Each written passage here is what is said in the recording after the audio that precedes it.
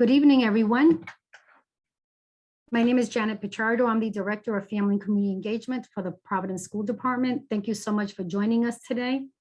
Our topic today is where and how to seek help with rent relief and food insecurity programs. Buenas tardes a todos los padres que están con nosotros. Gracias y bienvenido a la Universidad para Padres.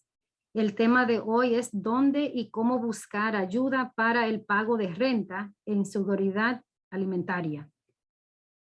Before we get started, I am going to share with our families who are here and who prefer to hear this presentation or this workshop in Spanish. We do have interpreters that are on the call. And so I just want to direct them in how to access our interpreter. Para los padres que están en nuestra llamada ahora, para poder acceder a nuestros intérpretes que hablan español, por favor, si miran hacia abajo de su pantalla, van a ver el globo, la bolita que está abajo a la mano derecha, o la bolita que parece un mundo y dice interpretation abajo de esa forma. Entonces, cuando lo presionan, va a salir una lista de idiomas, inglés y español. Por favor, presionen español para que puedan escuchar esta presentación completamente en español. Gracias. Okay, so before we introduce our guests, our presenters, I want to actually talk a little bit more about norms. So Ida, if you can move on to the next slide.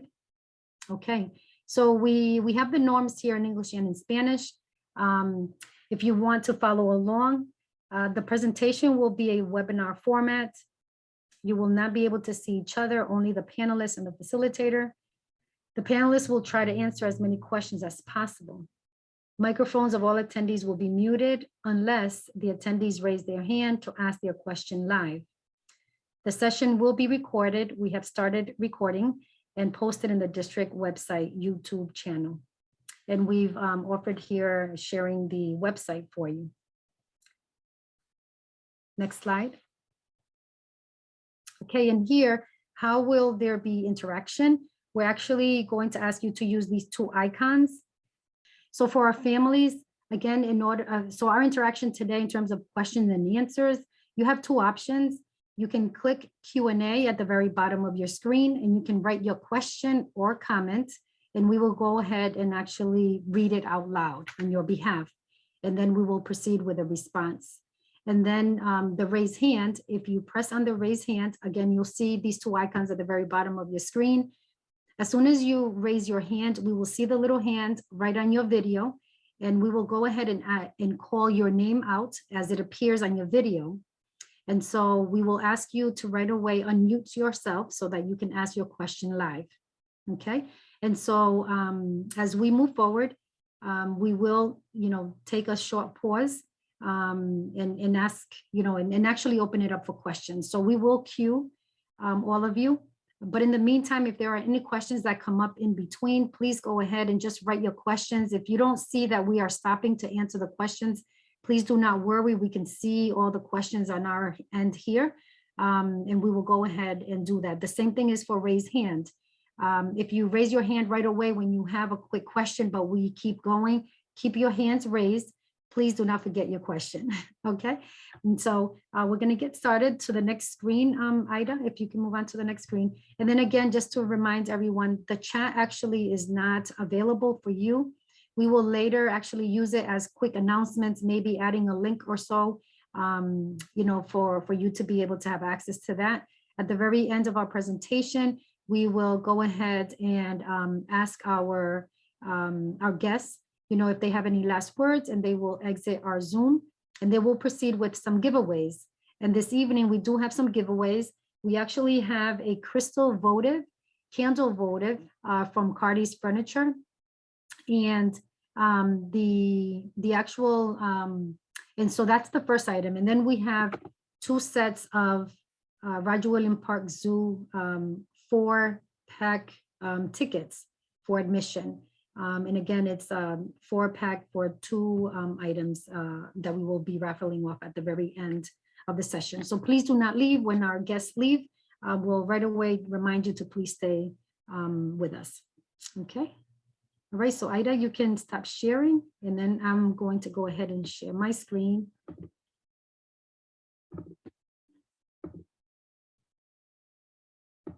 Okay.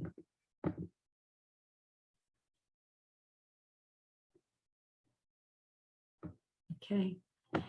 So as I mentioned earlier, my name is Janet Pichardo. I'm the Director of Family and Community Engagement. I am also the homeless liaison for the district. With us today, we have two guests from Crossroads. They will co-present with me, Teresa McDevitt, Director of Coordinated Entry, and also Katie Barrington, Housing Stabilization Case Manager, also with Rent Relief Rhode Island. So here, just, I'll say a little bit about myself, and also I'll pass it on to Teresa and then to Katie. So again, as the Director of Family and Community Engagement, our role here for the FACE office, our office actually is Family and Community Engagement. You'll hear folks actually refer to it as the FACE office or the Parent Engagement Office. And so our role here is, again, to assist all of our families, but also assist our district staff with increasing parent engagement across the district. And we do it in different ways by informing, involving, and empowering our families. We also are, I'm also the homeless liaison, as I mentioned earlier as well. And here I just highlighted like 3 different points in terms of my role, which again is about supporting families facing homelessness and making sure that I'm building awareness of the McKinneyVento Act. And I'll talk to you a little bit more about that a little bit later.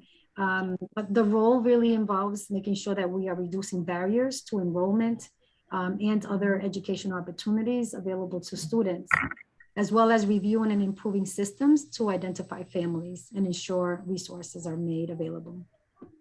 And so go ahead and pass it on to Teresa. Thank you, Janet. Good evening, everyone. My name is Teresa McDevitt, and as Janet said, I work for Crossroads, Rhode Island. I am the Director of the Coordinated Entry Diversion team. We work in partnership with the Rhode Island Coalition to End Homelessness. I oversee the diversion and the housing problem solving portion of Coordinated Entry.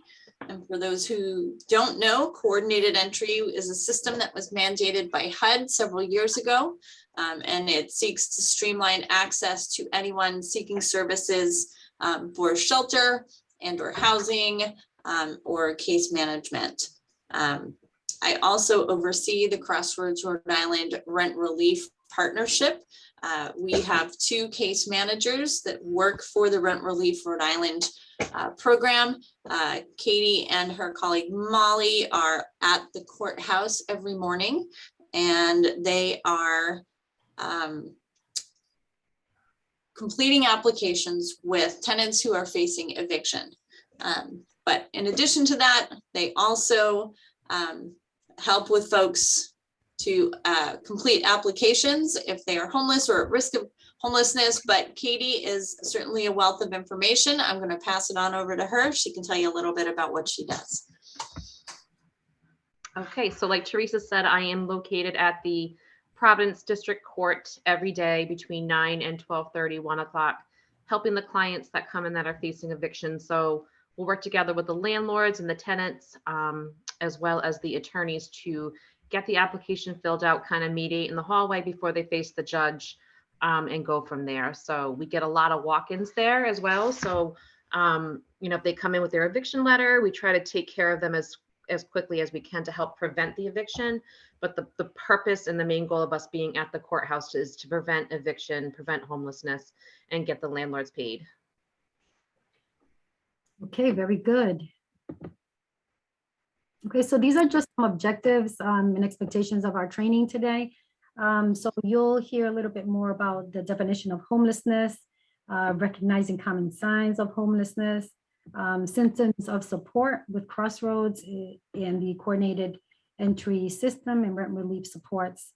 Also understand the McKinneyVento Act and the PPSD's role in supporting the basic rights of students, and understanding how PPSD community and staff help identify and support students experiencing homelessness. So the purpose of this, again, is building awareness not only with our staff here at the district, but also with our families. So we want to make sure that we are offering information that can help you connect to any resources out there in the city or in the state. Oops. Okay, so Lisa, you can get started. Thank you very much. So quickly, I would like to go over the different definitions of homelessness based on the definitions created by the Housing and Urban Development. So that's HUD. Category 1 are for those individuals or families who are literally homeless, which means they do not have a primary nighttime residence. For the most part, these would be folks who are sleeping in vehicles. They could be sleeping on park benches. They could be living in abandoned buildings. So anywhere that does not have utilities would also be considered category 1 literally homeless. In addition, anyone who is staying in a public or a privately operated shelter would also be designated as a category 1 literally homeless family or individual. And those in hotels and or motels, specifically those who are paid, those rooms that are paid for by charitable organizations. If you are in a hotel or a motel and you are paying for that room by yourself, you are not considered homeless as far as HUD is concerned. Also, someone who is exiting an institution such as the ACI, maybe a mental health facility, a substance use program would also, if they had entered the program as homeless, they can stay in those services for 90 days or less. And when they come out, they would continue to have that category 1 literal homeless status. Next slide, please. Category 2, jumping ahead, there we go. Category 2 is those that are at imminent risk of homelessness for the most part, and the definition that I will go with now and the most easiest to explain are for those who are doubled up. So anyone who is couch surfing, if there are 2 families living together in an apartment that is not the correct size for each of those families would be considered category 2. Category 3 pretty much meets requirements for folks that don't necessarily meet under other federal statutes. Primarily though, this one is for unaccompanied youth. So anyone under the age of 25 years old. And our last definition is category 4. So anyone fleeing or attempting to flee domestic violence. They have no residence or they are currently living with an abuser. They would all qualify for category 4. Primarily, the coordinated entry system works with those families and individuals who are classified as category 1, literally homeless, or category 4. The reason being is that resources are scarce. There is a waiting list for shelter and for housing. And if someone is doubled up in an apartment or couch surfing, while we realize that they are in a stressful situation, we just don't have the resources to focus on that now. Would I like to get there? That's the goal, absolutely. Next slide, please. So at Crossroads, we believe that housing is the only true solution to homelessness. We utilize a housing first model. And for those of you who don't know what a housing first model is, it basically means that we do not require anyone to complete any program. We do not require anyone to have an income. We do not require anyone to participate in a substance use program or a mental health program prior to being housed. So our philosophy is to get folks housed as quickly as possible.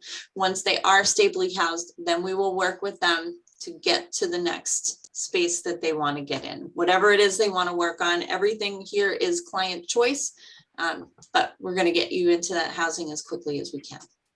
Next slide. So just quickly, impacts of living in a shelter. Certainly losing your home is scary. Children and families who live in shelters need to make significant adjustments to shelter living.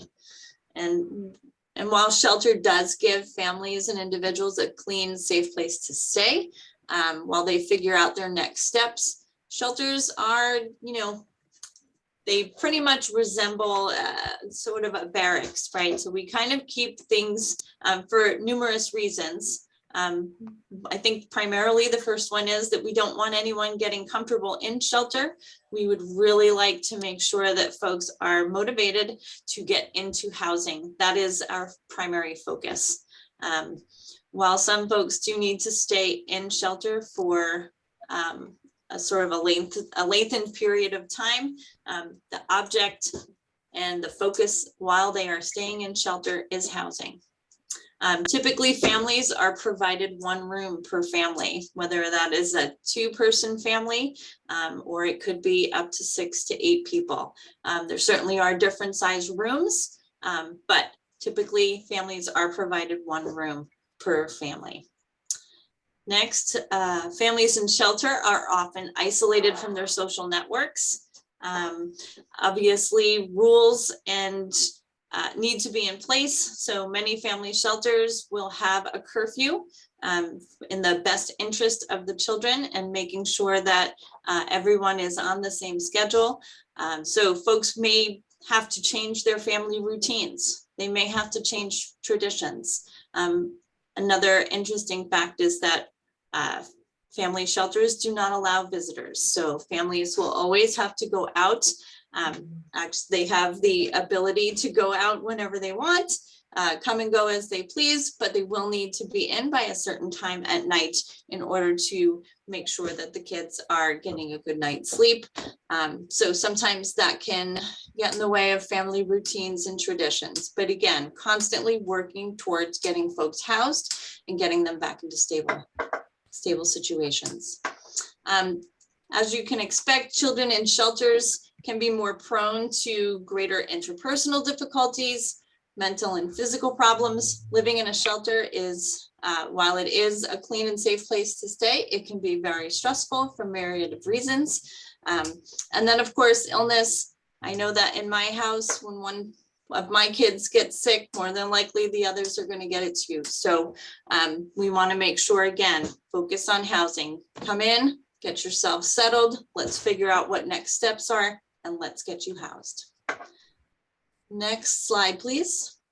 So how is Crossroads helping the Providence School District families? Our partnership with the FACE team and Janet and the team that she works with receives referrals from staff, from administration, and that referral comes through us. Janet will talk a little bit more about that, what that referral process looks like, but we have a housing stabilization case manager assigned to the Providence School District families. And so we're always going to talk or ask about what is the family's current situation. Every situation is different, so we do take the time to figure out what the family's needs are, and we can refer them to community resources.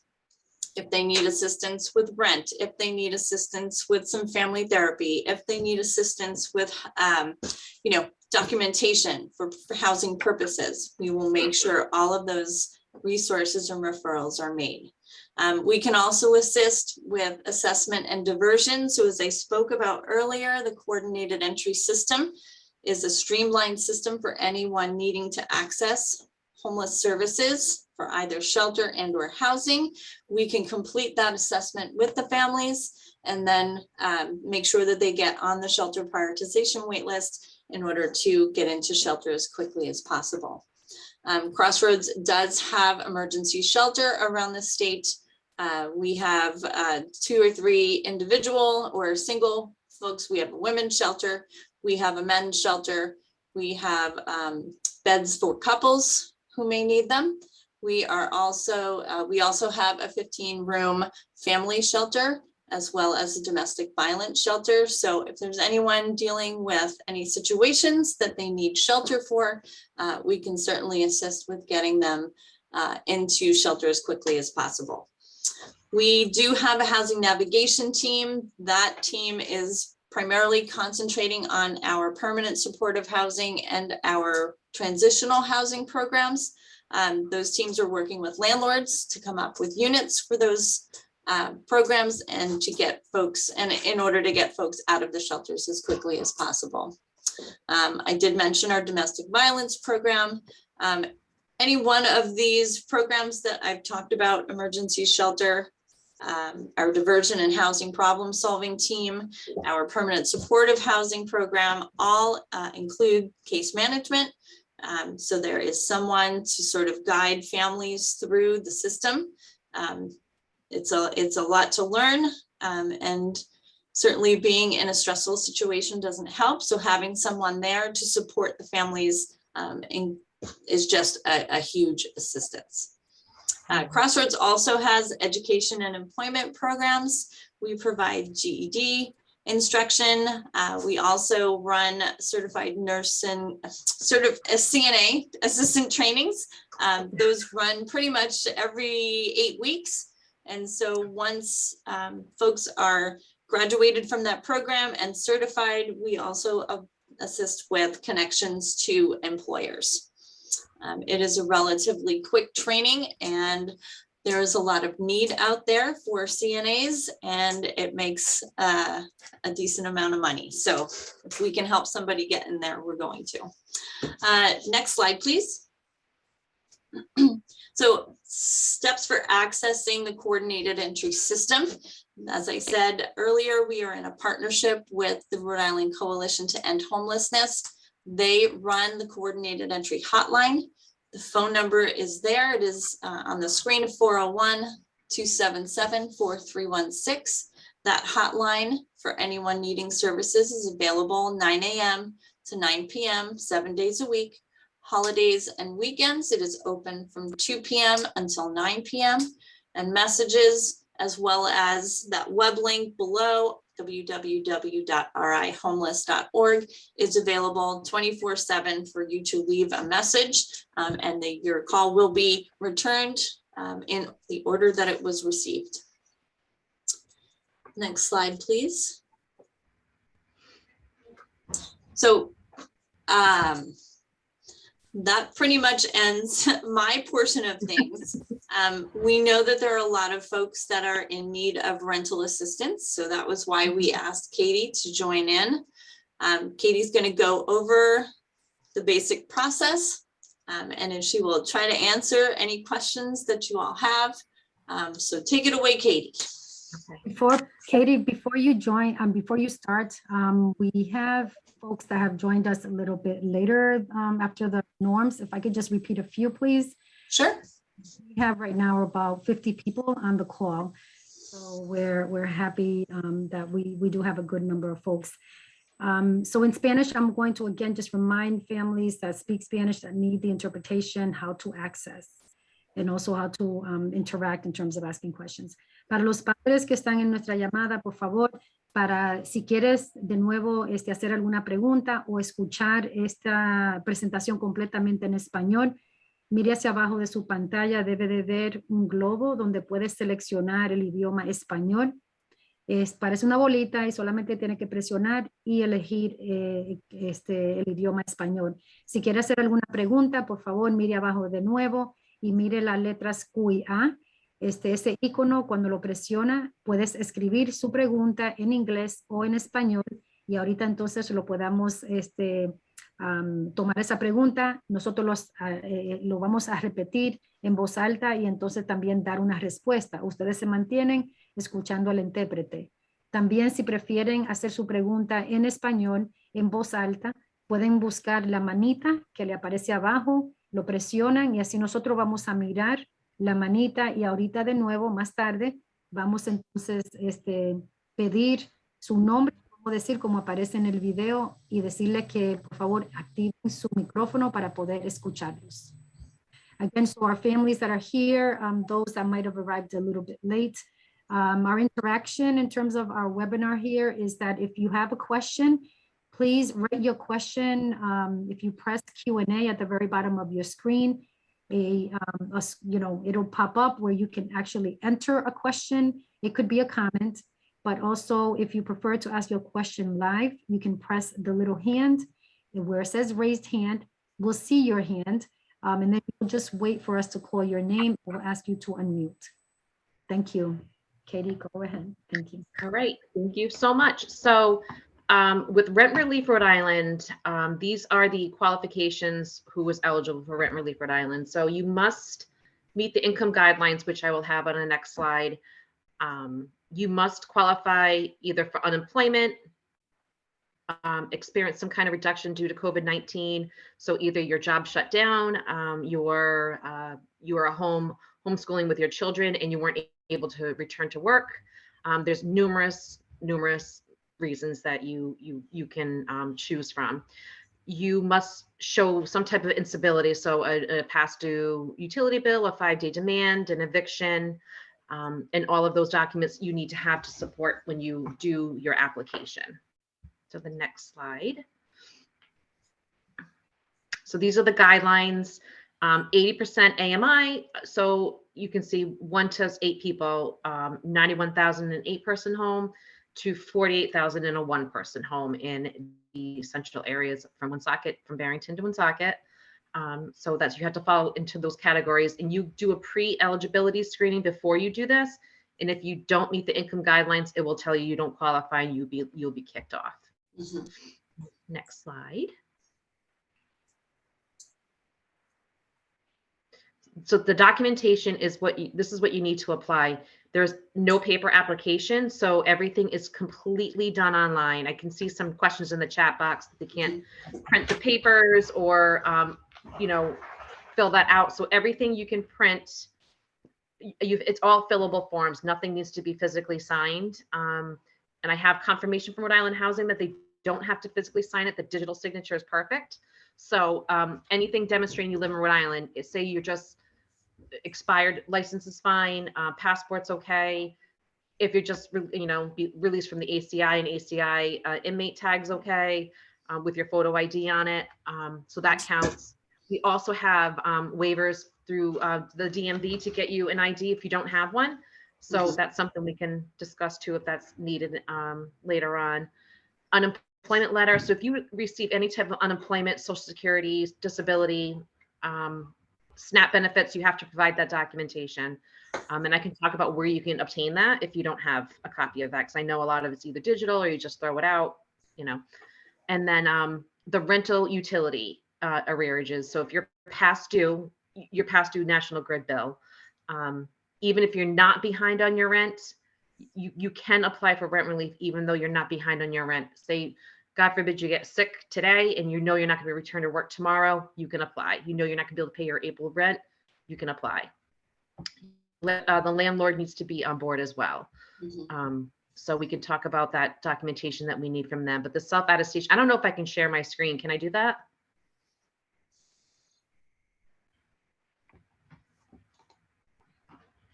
I don't think I can. The self-attestation form is the biggest form, which I don't have that. I couldn't share. I couldn't put that on the screen. Can I share or no? You're on mute, Janet. Second, I'm sorry, I keep forgetting I'm mute. No worries. Sorry, 1 second.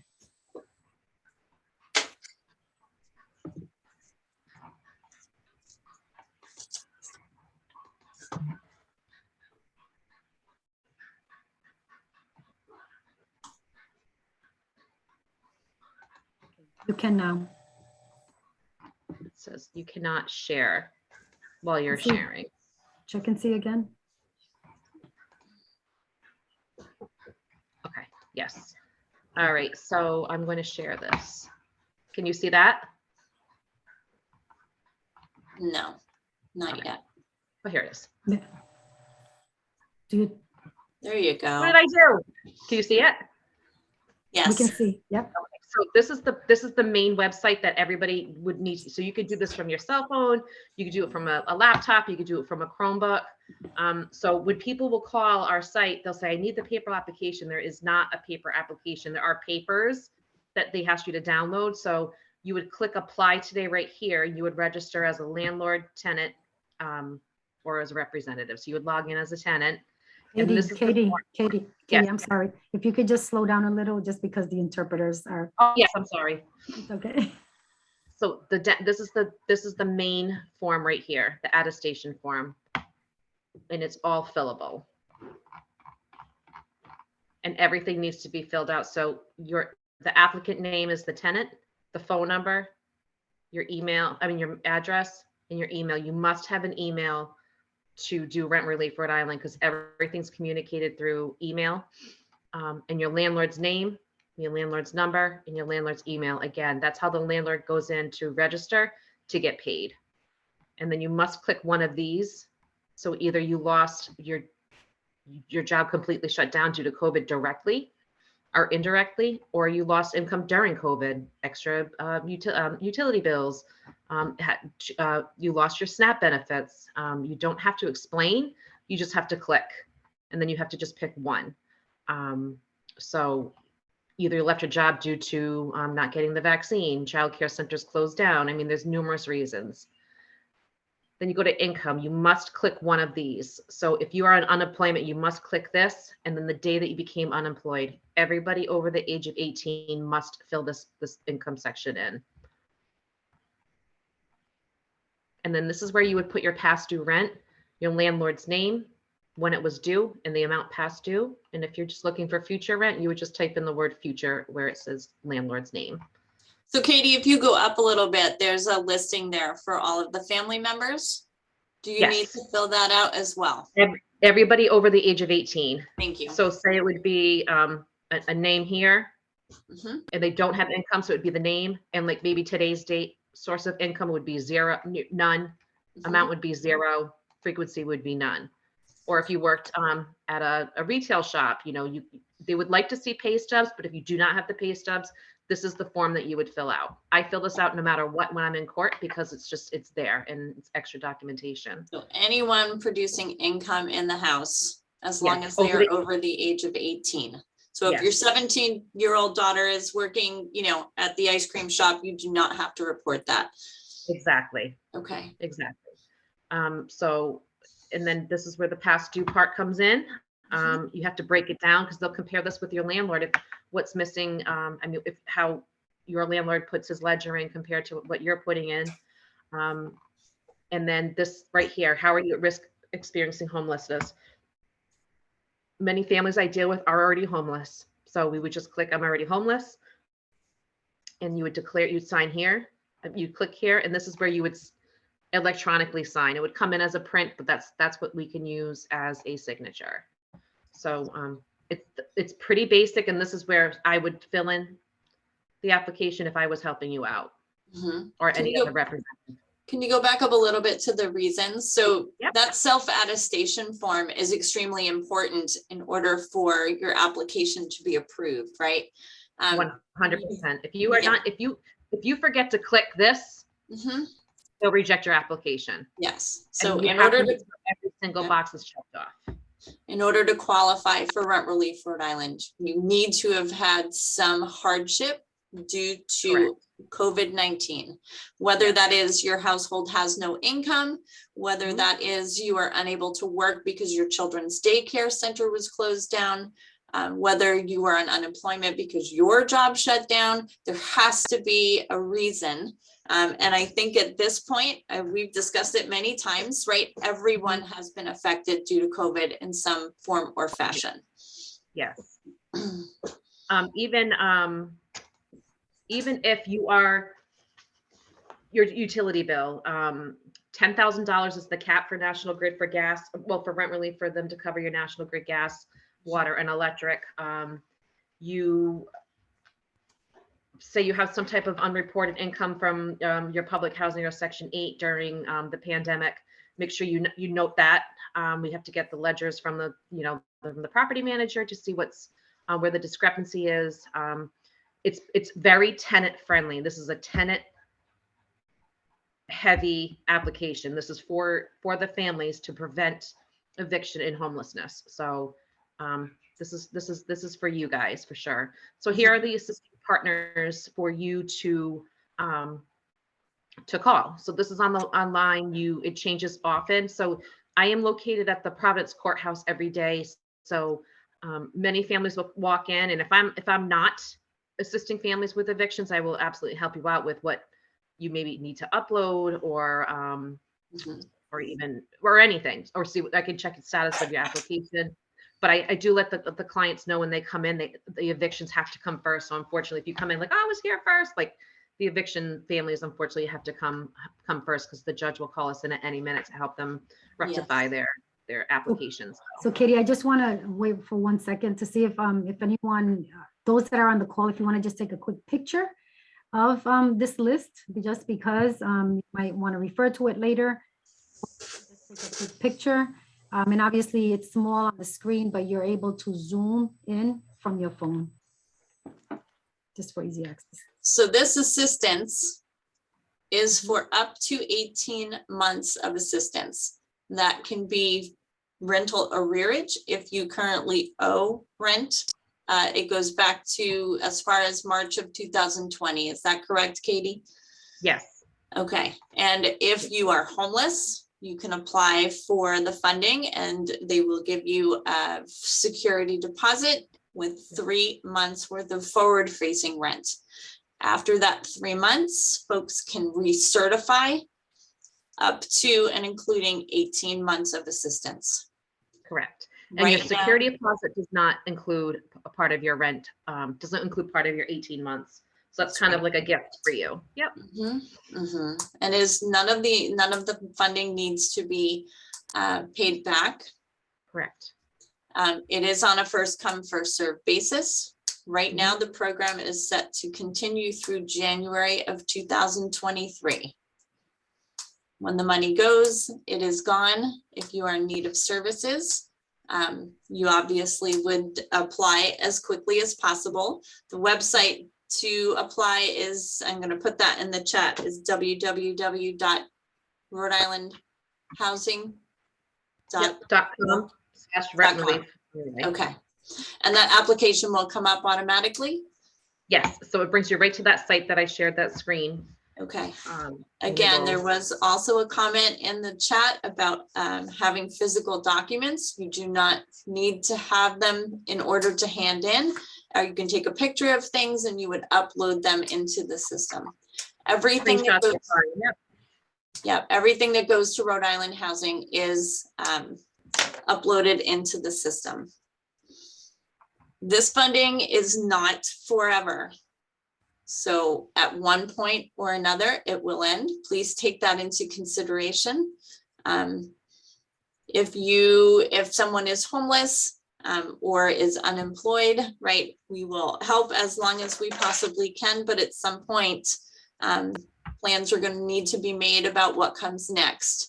If you can't afford your apartment, if you are unemployed, I would urge anyone to please seek out services, maybe one of the CAP agencies for support in making sure that you can afford the apartment that you're in moving forward after this funding ends. Because we have 2 questions in terms of how to apply. Okay, I'm just going to put the screen again. There are 2 questions, how can I apply? And Katie, if you can quickly just mention again these agencies and can they go to the person? What does that look like? They don't have to bring. They should say right on here if they're walk-ins available. I know Crossroads is on here. It doesn't say appointments should be made. I would call the number on the screen that is closest to you. So I'd be happy to answer any calls if they call. We do get about probably 300 to 400 phone calls a month. So we try to tackle those as much as we can, just to return them, say, here's this is in your neighborhood, try calling them. A lot of them say appointments required. So I would definitely call. What I would suggest is start the application as best as you can and then call them to see where you're stuck. And then I can guide families over the phone or via email. That's probably via email is probably the best. If they said I'm stuck with the last page, I could say, oh, you didn't click off such and such, click that and you should be able to submit it. Katie, if a person doesn't have a social security number, can they apply? You don't need a social security number. Okay. If you have a kid that is 18, still living in your home and is working and still in high school, what do? You still need to put down their income. Yeah. they're not working, then you don't have, there's no If income. they're not working Yeah. now, you would put But the down. question is that if they are, yep, go ahead. Yep, and even if they're not working, you still have to put down their name, 0 income. You could put high school student in the comments, yeah. Okay, very good. If they don't Katie, have a print. go ahead, Janet. Because I'm just, if there's just questions and then I'm going to move on. So that way we can just finish and then maybe leave more room for questions at the end. Yeah. So if a person has a mortgage, are they able to apply for this, this assistance? So I'll read it in Spanish because it is in Spanish and there's a little bit more and then I'll translate it in English. Una ayuda con el mortgage. Yo me atrasé en los pagos en el 2019. La compañía de mortgage hizo un arreglo y me pusieron los pagos atrasados al fin de mi mortgage. So again, is there any support for mortgage arrears? I did, you know, I was late on many back in 2019. The company did give me, an arrangement. But again, these payments are behind. Is there any help? So Rhode Island Housing did open up the mortgage assistance program. However, it's on hold right now due to the high volume of applications. So right now that's on hold. As far as any other assistance, I'm not quite sure that could help with mortgages. Yeah, there's none that I'm aware of. It is just that Rhode Island housing mortgage payment. But as she said, Okay. one thing I would like Katie to go through, if we can, is that there is a prioritization system. So Yes, is it on the next slide? Yes. So many families or individuals will say to me, well, you know, my neighbor got paid already, or I haven't heard anything, or, you know, this is how Rhode Island Housing prioritizes the applications. So priority 1, the highest, those are the ones I usually see in court. They're facing eviction. They have 10 days to get out. They have 10 days to make good with what's going on, to number 5. So your higher income, you know, not too many points against you, unfortunately with COVID. But everybody still gets paid out, but that's the priority on how they do the application. So I think this is really good for families, for people to see, due to, you know, I haven't gotten paid yet. And if it's going on 2 months and you haven't had any contact, then definitely reach out and we can try to see what's going on with the application. Okay, thank you. So we do have additional questions. I'm going to try to go through mine very quickly because we are at 10 of 7. So because there are more questions, I want to leave enough room for the questions and for the individuals who have raised their hand. So let me go through this. So one of the things that we also wanted to talk about was food insecurity. And again, this is the definition of food insecurity, at least based on U.S. Department of Agriculture. It defines food insecurity as a lack of consistent access to enough food for an active, healthy life. So for us, we know that right now, because of the pandemic, happened, so many things happen to families. They're struggling. You know, the housing situation, obviously, there's a ripple effect to other concerns and other challenges for our families. So we wanted to touch on this. But food insecurity is closely related to poverty. This was, you know, pretty eye-opening for me too. Though food insecurity is closely related to poverty, not all people living below poverty line experience food insecurity, and people living above the poverty line can experience food insecurity. So it's just, again, you know, not everyone knows who's going through what, and so we're in a place right now that we're hoping that the more information we are able to share out with families, you know, the quicker we can, you know, make sure that others are receiving the food that they need. And so again, you know, we're sharing this information because we know that we have a lot of families in need. And so if today you might not have the need, we are hoping that you can share this information and share it back with others. So here, I wrote here just, I have here a list of some, so the Rhode Island Food Assistance List. There is a list, and this is the website. So, you know, I'm going to go ahead and just open this up. Then there is the SNAP program that most likely a lot of you know about, but it's just that I wanted to at least show you very quickly. When you go into the website of the Rhode Island Assistance List, you'll see This is in English and in Spanish. You'll see that it starts off with the city and town. So wherever, again, this is so that you can have access to this. Obviously, scroll all the way down until you see on the left-hand side the city that you're looking for. And so obviously we're looking for Providence. There are at least 30 locations, Providence, where folks can actually have access to food. And you'll see on the right-hand side where it says hours of operation. And so, for me, it was really important to share this with you. If any of you are interested in having this information and you want to share your email address, I'm going to ask you to go ahead and share that information at the end of this session in our feedback form. So then that way we are able to share this with you. But I wanted to make sure that you knew that there is, again, a list, and there are over 30 locations in the city of Providence for you to access food.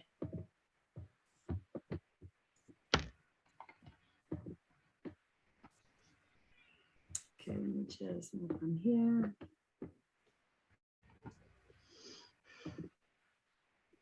And then here is the SNAP program.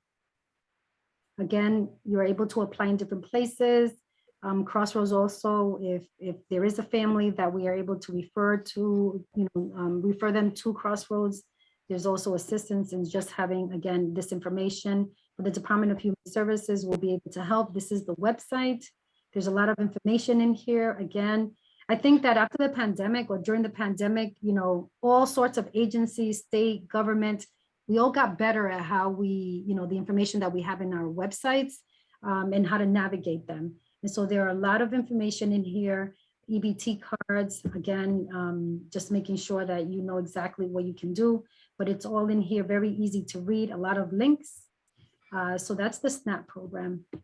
And then I wanted to also share at the very bottom, many of our schools right now offer the backpack program and dinner programs, and that's under food service vendor, which is Sodexo Food Service. But you also see that how we are also paying attention about this need. So together with Sodexo, we are offering the meal sites that oftentimes before our vacations, either February or December, or now coming up in April, we will have opportunity where families can have access to food. So please maximize the opportunity. We are able to do that. We want to share that with our families. So if you know of anyone that's in need, if you get a flyer or you get a text or an email with the flyer and the information, please share it back. Here, I wanted to, talk a little bit about the McKinneyVento Act. Again, not going deeply into it, but just letting you know that as a homeless liaison here for the district, if you're in a situation where you are at risk of losing your home due to a hardship, okay? So this is the definition on the right-hand side. So it has to be due to a hardship, not because you choose to live with another family because the rents are high. It really has to be a hardship. So you lost your house because of a fire, you lost your house because of, you couldn't afford the rent anymore. And so you got evicted. So there are different reasons that fall under hardship. But this law also protects our youth that are considered, again, unaccompanied youth who are no longer with their parent, let's say, or their legal guardian, but now are either couch hopping, house hopping, obviously getting support from someone else. This law also protects them. Here, I wanted to just share with you that as a district, we are, making strides in terms of making sure that our staff are aware of this law and therefore becoming more informed about how we can help identify families. And so just this year, right now, on the 24th of March, actually not the 24th, if we can see here last year, it says the 13th, we were at 131. I'm sorry, the number is not here right now, but we are at about 240 families. And so that is where we are now. So I really think that we may hit the, the 300 mark, or maybe not. So hopefully not. So families are in, obviously in stable housing.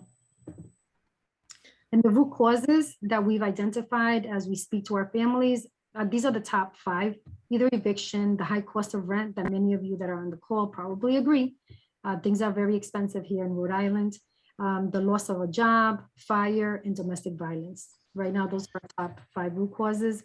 And then on the right-hand side, the needs that we've identified, again, in talking with our families, these are the needs that they say that they need right away. And then in terms of the liaison, my role here, again, just making sure that we're building awareness, that we're ensuring that enrollment happens right away when a family tells us at time of registration that they are in this particular situation, that we're doing what we need to do, which is enroll them right away. Providing parent involvement opportunities as we do in our individual schools, doing what we do now, which is outreach and making sure that we are trying to collaborate with outside agencies like we are doing with Crossroads and others, and then informing and providing transportation, making sure that students are getting to school every day. And then other duties that include posting notices of the educational rights of our families. And then here, just very quickly, you know, how can we help make sure that we can prevent families from being, you know, even worse than what it could be if they didn't have support. So preventing is pretty much building awareness. The more people know where you can get help, the better and the quicker you can get help. And then interventions is just making sure that as soon as we know that you are in this situation, we've identified you, identified the need, that we can connect you right away. So this here is a very quick number 3 and number 4. These are steps. For us, it's important about intervention because we know that our families need help right away. So we want to make sure that as soon as we have identified a student or a family, that we right away connect you to resources. And as we already talked a few times, we are collaborating with Crossroads. Once we identify a family, we right away refer the family if they say yes. So we do ask the family, would you like support and assistance from Crossroads? They give us their consent. We go ahead and provide their name and phone number. And right away, Crossroads will go ahead and support efforts.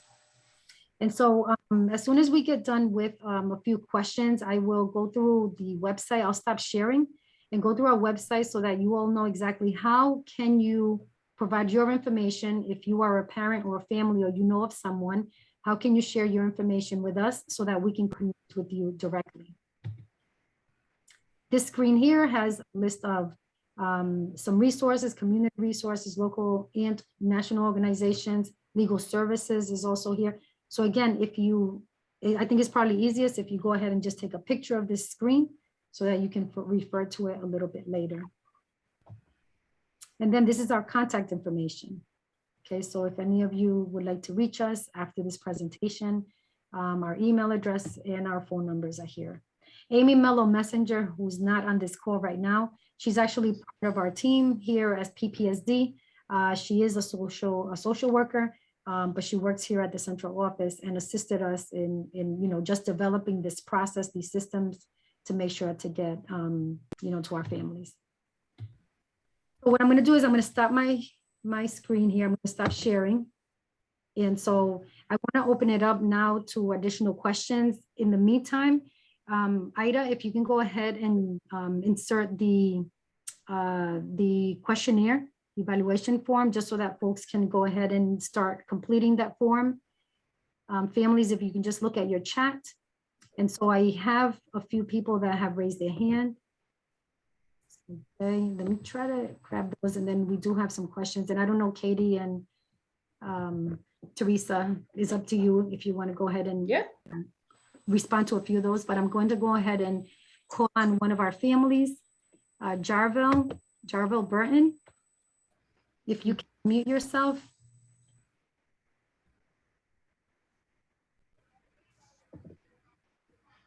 You need to unmute yourself.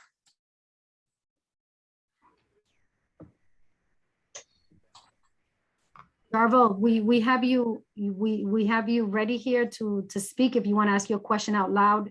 We see your hand raised, so I'm not sure if you meant to raise your hand, but if you did, you will need to unmute yourself. We cannot unmute you.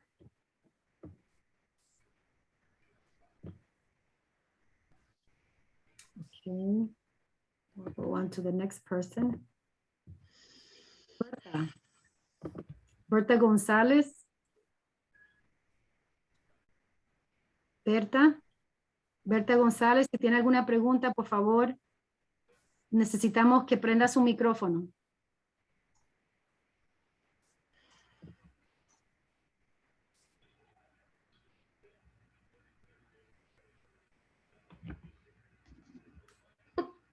Pregunte. Berta, ¿la escuchamos? Sí, ¿Usted tiene alguna pregunta? aló. Hola, Berta, ¿tiene alguna pregunta? Sí, quería saber cómo qué es lo que tengo que hacer para aplicar para la ayuda de la renta. Ok, Berta, ¿usted está escuchando esta presentación con el intérprete? Sí, Ok, so, yo voy a dejar que Katie, ella lo va a decir en inglés y entonces usted puede pagar su micrófono y entonces puede escuchar el intérprete que se lo va a explicar en español. Ok, ok. gracias. Si puede apagar su micrófono, gracias. Katie, the question is if you can just repeat just the steps of applying for the rent relief. You can log on you can use your cell phone, laptop, Chromebook, and click I think Teresa put that in the chat, rentreliefri.com/Rhode Island Housing. Mhm. Okay. I'm sorry, Rhode Island Housing.rihousing.com/rent relief. Okay. You click I'll on put that in. apply. Yes. And click And so- apply. Mhm. Mhm. And so again, Katie, so the only way that you can apply is online. There is no paper application. There is no paper application. Okay, we have another person who has raised their hand. Okay, so the video says Galaxy. So name, but whoever has this phone, if you can go ahead and unmute yourself, la persona que tiene que lo acabamos de dejar que vaya a desactivar su micrófono. Que tiene Galaxy. Okay, Sí, ¿dónde me escucha? sí, ahora sí, diga. Ok, sí, gracias, buenas noches. Buenas Fíjese, noches. yo estoy interesada en el asunto del pago de renta y Ajá. cómo yo puedo aplicar y a la vez también el solicitar los cupones de alimentos de la niña que tiene en la escuela, la Roger Williams, pero entonces no me puedo comunicar porque es difícil y la oficina, yo voy a la Cranston y no hay buzón ni nada donde yo recoger la aplicación. Cuando llamo en español no me puedo comunicar, me paso el día entero esperando que me atienda y no puedo. Para los cupones. Para los cupones, señora. ¿Aló? ¿No me escucha? Okay. Exacto. Sí, exactamente, porque cuando me comunico y le pido que me hablen, que necesito una persona en español, Ujú. me dejan en línea el día entero y no me toman no me Okay. reciben la llamada. Okay, so I don't know if any of you, Katie or Teresa, have anything that you can share in terms of a person that, this is mom saying that she has tried several times reaching to Department of Human Services to apply for SNAP. She can't get through. Is there anything else that you might know that she can do? You can't go there in person right now still. So is there anything that you might know? That's question number 2. But question number 1 was, again, she's interested in applying for rent relief. So I'm going to repeat in Spanish what you said. It is online. But the list that we had earlier, those are places that individuals can go to apply, correct? They have to, it seems like the majority of them, you need to call to make an appointment. Okay, okay. Berta, I mean, Galaxy, la señora, la que tiene el ¿A qué número yo debo llamar? Sí, bueno, do you have a phone number for SNAP? Is there a specific number that you have that the family can call if they've been trying that you can share? Do you have anything? So I know families have been calling their local representatives if they're having a really hard time with SNAP or getting denied. I may have a resource. I have to go back through my email. I think I shared that with Teresa. I'm not, I think if I can go back through my email and find it, I can share it with you, Janet. Okay, okay. So I'll share my phone number so that way this person can call me tomorrow and I will go ahead and provide that just so that we can keep going and ask, grab another question. Señora, si puede mirar en el chat para que coja el teléfono de la oficina de nosotros. La señora Katie, ella me va a dar un teléfono que usted, cuando me llame mañana, yo lo voy a tener para que usted pueda llamar, pero va a tener que llamarnos a nosotros aquí en la oficina. Entonces el teléfono está ahora mismo, Ok, ¿a qué número? ya mírelo en la pantalla, 4, Ok, le llamo al chat. 40. 456-0680. Sí, ay, me lo quitó. Está ahí todavía. 401-456. Ok, 401-456. 0686. Ok, Llame ya aquí lo tengo. mañana. Mire, cuando llame mañana, usted Ese es para el SNAP. no, usted vaya, esta es la oficina de nosotros. Usted no va a llamar a nosotros porque la señora Katie dijo que no me va a mandar a mí un teléfono para que se le pueda dar a usted y usted entonces puede llamar, sí, a la oficina de SNAP. ¿Ok? Para aplicar, me está escuchando, para aplicar para renta, la lista que mostramos anterior, ¿usted vio la lista que mostramos anterior de las diferentes agencias? Señora.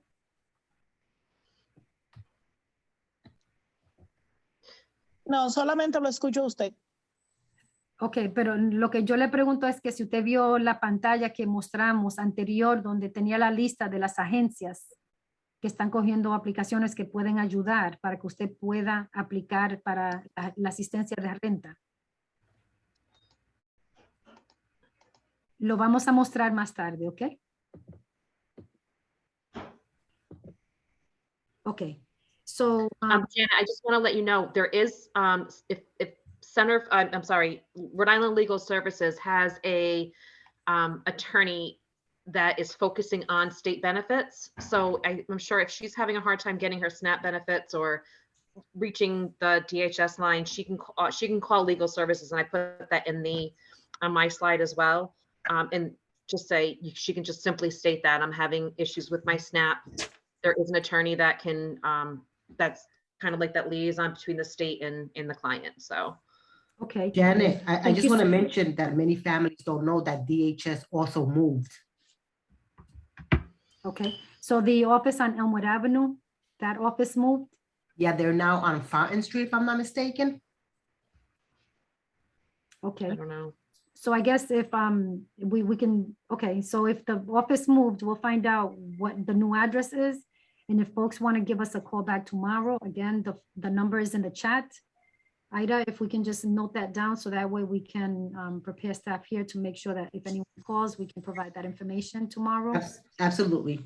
Okay, so I'm going to go through again. Okay, so if you can look at the chat, the Rhode Island services with 4 SNAP issues, Teresa just added the phone number. Okay, please look at the chat. It begins with the 274 number. Okay, Rhode Island Legal Services can help you with any difficulty or, you know, challenges that you're having right now with regard to getting and applying. Okay, so I'm going to go through some of the questions. Yep. Okay, so what a wonderful program this is. All very wonderful that you come and help people who need this. I know that I'm truly blessed. I want to say thank you. Thank you for sharing.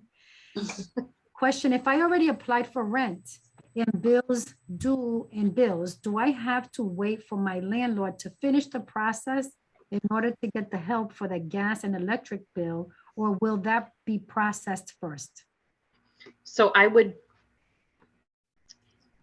your landlord still needs to participate. So if you just want to, if you're not behind on your rent, you just want to apply for utilities, you can do that. Then you can go back in and apply for rent. However, utilities won't be paid until your application is complete, unfortunately. And in order for your application to be complete, the landlord has to participate. Is that right? Yes. Yeah. And what I tell all my clients is that once they complete the application for rent relief, they're going to get a case number. They need to call National Grid right away with that case number, and they'll note your account. So it will prevent them from shutting you off for an additional 30 days because they know that you're in process of paying your utilities off. Okay, great. Thank you. We actually It's have a very participant. I'm sorry. We actually have a participant who shared with us the address for DHS. It is 40 Fountain Street in downtown. So again, if you are not aware of the new location, the Department of Human Services is now located at 40 Fountain Street in downtown. Thank you, Jessica, for sharing. Okay. Okay, now, let me see.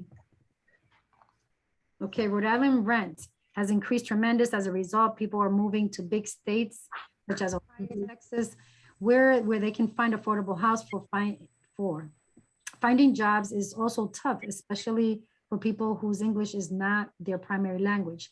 Yes, rent relief assists people pay their rent, but this is not something that someone will rely on for a long period of time. And as Teresa mentioned, this is not forever, so there will be an end time, which is in 2023. People need jobs and live independent life, not being too much reliant on government assistance. Thank you. Comment. What's important is that when we meet with the clients, and whether I do the recertification, I'll case manage with them, like, how, how's it going? If the rent is too high, as soon as you recertify, go look for another apartment, go find something more affordable, let the landlord know that you are participating in rent relief. We do have numerous resources at the courthouse. I've created a binder from April of last year to now. I'm always adding something to it from people that are searching for anything. So I agree. It's not something that we would like to, we want to see what's going on. There isn't rent control in Rhode Island. Landlords, if you're month to month, they can raise your rent to $3,000 from $600. It's not anything that they can, it's unfortunate, very unfortunate, but we do see it. Okay. Someone did share that the DHS office, you can walk in. So they are accepting folks in person. There's a phone number that someone shared also, 274-274-8811. I'm not sure if it's the same one that was shared earlier, but again, 274-8811. If you already received rent relief once, can you apply again? Yes, you can recertify for every 3 months. You want to you can recertify if you still qualify. So if your rent relief ends in March, you want to recertify in March. So March 1st is when you'd want to recertify. Go through the list of questions. It's not a huge process like the initial application. It goes much faster. Okay. Right. So they're paying out 3 months at a time? Yes. Up to 8 months. Into August. Yep. Okay. So this parent said that her husband he wasn't working. He works in construction. His pay was very low and didn't have income. And she was home with the children, attending to them and sending them to school. And we're here now, paying for gas that are very expensive. Can they apply? Yeah. Absolutely. Okay. Yep. Okay, so I have completed my rent relief. Only thing is I'm missing the paper I need to fill out, and I don't have a printer to print out in order to submit. That's probably that self-attestation form that I showed you, which it's fillable, like I said, on your phone, and you can just save it and upload the document to your application. Okay. Let me see. Okay, we're going to take just 2 more raise hands, and then we have to end soon because we're at the end. So, Miracle. And I just want to say that someone put in there the Center for Southeast Asians. So Yes. they absolutely can help as well. Not everyone needs to come to Katie. She can't do everything. I know right now she's the face, but certainly Center for Southeast Asian can help out just as much. Very good. Thank you so much. Thank you. Miracle, you're on. See that you Hi. unmuted yourself. Go right ahead. Yes. Hi, I applied for rent relief, and there is some information that, I just found out here that I think I need to go, put in added information, because I'm just kind of like weary. I'm kind of scared that I'm not gonna be eligible.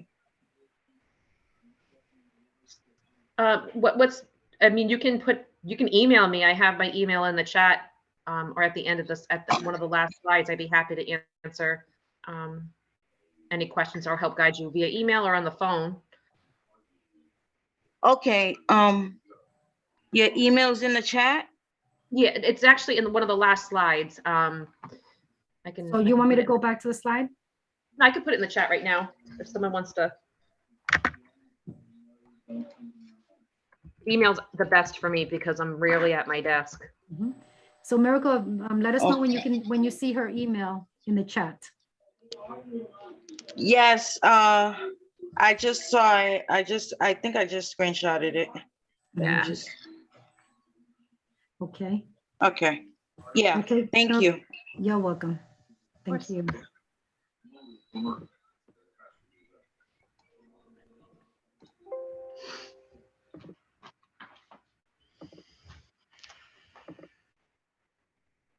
Okay.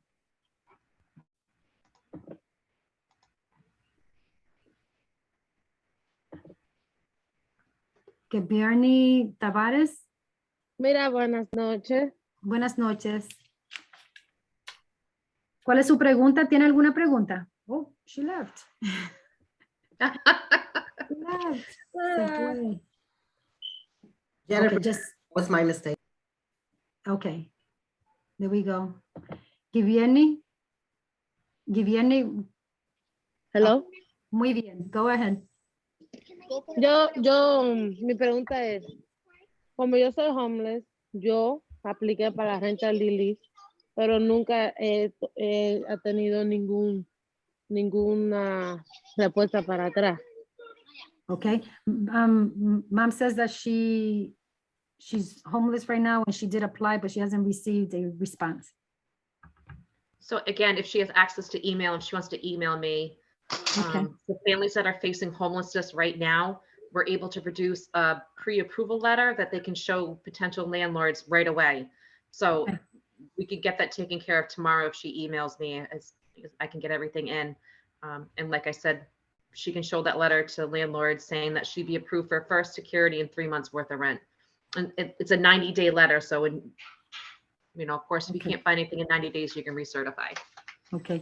No, Giviani, yo soy homeless, yo no tengo ningún Orlando porque a mí No, me sacaron de no, mi no, casa. no, espérate. Yo te voy a explicar lo que ella acaba de decir. Ella dice que como tú estás homeless, ¿tú me escuchas? Sí, Ok, que como tú estás en esa situación ahora mismo, que si tú coges el correo electrónico de ella que está en el chat, si tú le escribes a ella, la persona que está en la situación tuya ahora mismo, ellos le pueden dar una carta que te puede servir mientras tú estás buscando para un apartamento, entonces que es una carta de 90 días. Y ahí menciona lo que ellos pueden proveer, que ya es un mes de deposit y los 3 meses de renta. Entonces eso es algo que un dueño de casa o el que está rentando quiere ver. So, si tú le mandas a ella un correo electrónico, ella te va a ayudar para conseguir esa carta. ok, otra pregunta. Pero cogiste el correo electrónico. Sí, mi amor, yo le tiré un Muy bien. screenshot. Ok. Otra pregunta. Ajá.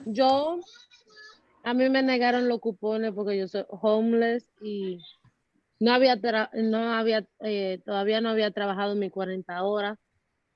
Y la muchacha me dijo que como yo no tenía ni casa, la social worker de donde de welfare me llamó, que Sí. como no tenía casa ni tenía crédito ni de nada, que no me iban a poder dar mis cupones. Yo no puedo porque yo tengo que comprar comida, sacar de mi Ok, cosa. Giviani, ellos te negaron la aplicación. Yo tenía cupones, pero tenía que hacer la renovación. Ajá. Y yo mandé mi renovación y no había todavía. Cuando me mandaron la primera, yo no tenía mis 40 horas.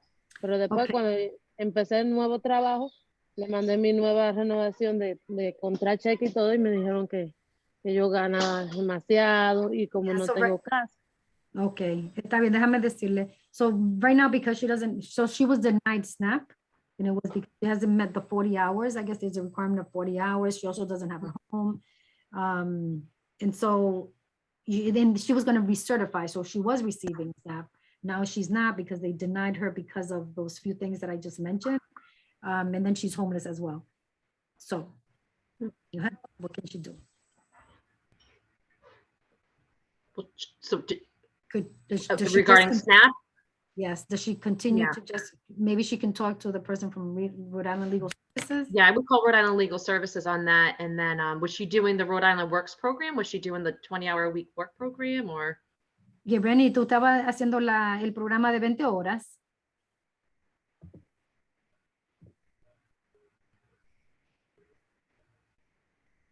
Giovanni, el micrófono, apréndelo, por favor. Se le fue el internet. Sí, oh, her internet went. Si tú quieres coger el teléfono también de Rhode Island Legal Service, que también está en el chat. Ok. Te acaba de preguntar que si tú estabas en el programa de 20 horas, ¿tú estabas participando en esto? No, porque yo estaba trabajando en el No, hotel, pero no, Okay, no, okay. no me No, she daban was ni working. 40. Yeah, she was actually working, not Okay. the program. So Rhode Island Legal Services, she should. Yeah, I would call them. Okay, so Giovanni, ya vamos a cerrar, pero tú ya viste el teléfono de Legal Services en el chat. Sí, Okay, muy bien. Gracias. gracias a ustedes. Okay. Mm. Okay, we are out of time. So I want to thank you so much, Katie and Teresa, for joining us this evening. I know this is going longer, but thank you so much for, just collaborating with us and sharing your expertise. We really appreciate it. We're not ending our Zoom right now. We're going to ask you if you have last words, to please go ahead and share those. And then we're going to move on with our wrap. And we'll remind folks about the phone numbers that are in the chat so that before they go ahead and just grab the numbers, and also Katie's email. Yes, Mhm. Katie is primarily there to complete applications with folks. So she may not be able to tell you exactly what's going on, but we can at least have that line of communication open. So reach out to Katie or myself with any questions you may have, whether it's rent relief or about being homeless and getting into coordinated entry. Great. Thank you so much. You're welcome. Katie, did you want to Thank share you. anything else, Katie? No, just what Teresa said. Like I said, Thank you. email's the best because I don't have phone service at the courthouse. So I will respond best through that way. Okay, wonderful. Thank you so much. Thank you. Have a good You're evening, welcome. ladies. Take All care. right. Have a good night. All right. Good night, Bye-bye. guys.